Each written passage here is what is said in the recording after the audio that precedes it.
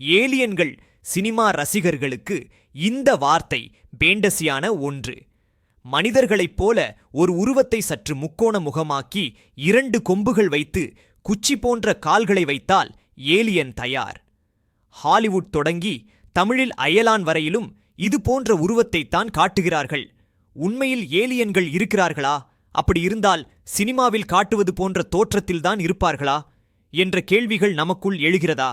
மனிதன் தன்னை போன்ற ஒரு உருவத்தை அடிப்படையாகக் கொண்டு அதிலிருந்து வேறுபடுத்தி ஒரு ஏலியனை தனது கற்பனையில் வடிமைக்கிறான். ஒற்றை கண், தலையில் ஆண்டனா எல்லாமே கற்பனை வடிவம்தான்.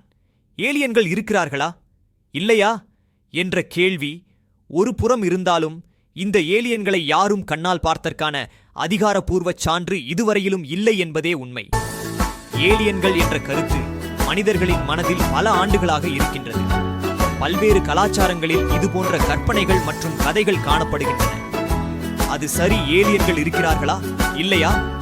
நமது பிரபஞ்சத்தின் பல நட்சத்திர திரள்களையும் விண்மீன்களையும் அவற்றை சுற்றி வரும் கோள்களையும் நோக்கி பயணம் செய்ய விஞ்ஞானிகள் பல முயற்சிகளை எடுத்தனர். நிலவில் காலடி வைத்தவுடன் இந்த தேடுதலை உற்சாகத்துடன் தொடர்ந்தனர்.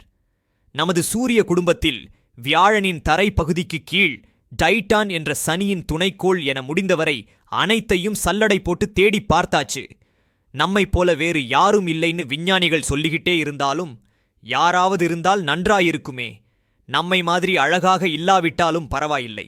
முட்டை கண்களுடன் பெரிய ஓவல் தலையும் நீண்டு மெலிந்த கை கால்களும் ஒரு வாளுடன் கழுதை காதுடன் இருந்துவிட்டு போகட்டுமே. இப்படி சினிமாக்காரர்களின் கற்பனை வளர்ந்து கொண்டே போகிறது. இது மாதிரி கற்பனையில் ஏலியன்களை நினைத்து பார்ப்பதற்கு சுவாரஸ்யமாகத்தான் இருக்கிறது. இன்னும் சில ஆண்டுகளில் ஏலியன்களோடு டேட்டிங் போகலாம், சட்டையை பிடித்துக்கொண்டு சண்டை போடலாம். ஏன், அதெல்லாம் கிடையாது. ஏலியனாவது கீலியனாவது போய் வேலையை பாருங்க பாஸ் என்கிறார்கள் சிலர். இப்படி வரும், ஆனா வராது ரீதியிலேயே போய்க் கொண்டிருக்கிறது ஏலியன்ஸ் விஷயம்.